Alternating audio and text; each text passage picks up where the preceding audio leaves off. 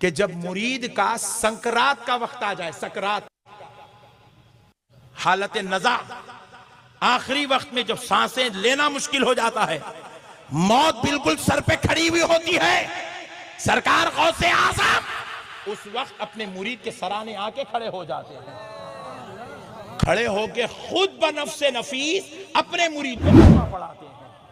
اللہ اکبر، اللہ اکبر، یہ ہے میرے غوث پاک کی اپنے مریدوں کی محبت۔ اپنے مرید کو کلمہ پڑھاتے ہیں، پھر فرماتے ہیں کہ جب وہ کلمہ پڑھے روح نکل جائے تو ملک الموت سے کہتے ہیں ٹھہر جا، میرے مرید کو مجھے دیکھ لینے دے، اپنا دیدار کراتے ہیں، اور پھر روح جدا ہو جاتی ہے۔ پھر فرماتے ہیں کو غسل جاتا ہے، کفن پہنایا جاتا ہے، غوث پاک خود اپنے مرید کے سر میں سرانے کھڑ کر اس کی نگرانی فرماتے ہیں۔ اللہ اکبر۔ پھر فرماتے ہیں کہ جب اس کی نماز جنازہ ہوتی ہے، سرکار غوث پاک کی روح اقدس جنازے میں جلوہ گر ہوتی ہے، اتنا مرید سے محبت کرتے ہیں، اتنا محبت کرتے ہیں اپنے مریدوں سے۔ پھر فرماتے ہیں کہ جب قبر میں دفن کر دیا جاتا ہے، ادھر سے فرشتہ سوال کرتا ہے، ادھر سے غوث اعظم مرید سے کہتے ہیں کہہ دے ربی اللہ، کہہ دے دین الاسلام، کہہ دے اشہد ان محمدن عبدہ ورسولہ۔ اللہ اکبر۔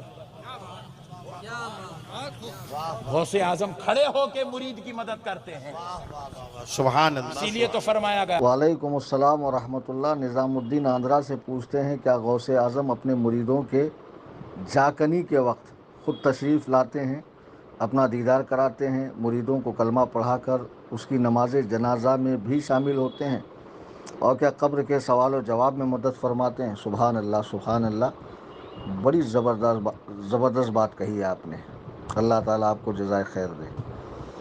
میں آپ کو ایک بات بتا دوں، اہل سنت و جماعت میں جو تصوف سے تعلق رکھنے والے ہیں، پیری مریدی سے 75% لوگ حضور غوث پاک سے بیعت ہیں، اور باقی کے 25% دیگر سلاسل میں، لیکن عقیدت وہ بھی رکھتے ہیں۔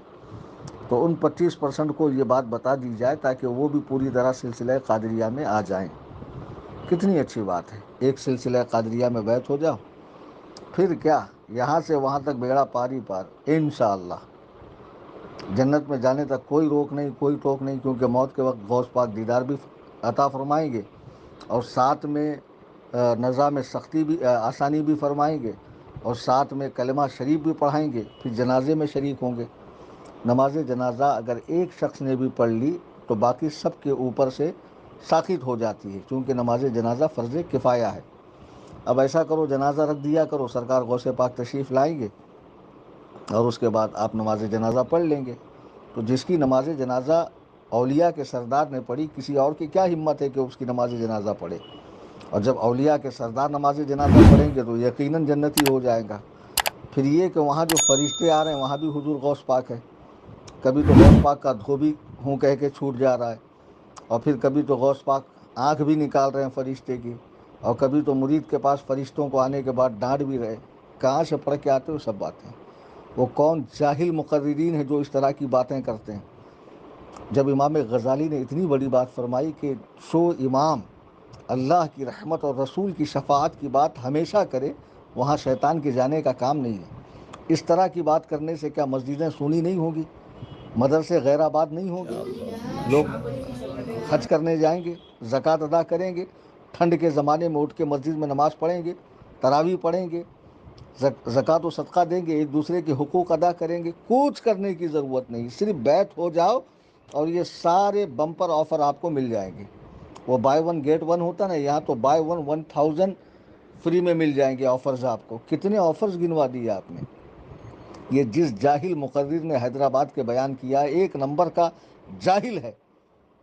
قرآن کریم جس کے بارے میں فرمایا لا ریب فی ذالک الکتاب لا ریب فی، اس کے بعد حدیث پاک خاصی حد تک محفوظ ہے، اس کے جمع کرنے میں بھی اتنی احتیاط برتی گئی، اسناد کا خیال کیا گیا، راویان کی جانچ پڑتال کی گئی، ہاں، اور کیسا کیسا اسماء الرجال میں حکم بیان کیا گیا احادیث کا۔ کیا وہ باتیں بزرگوں کے واقعے میں ہوتی ہے؟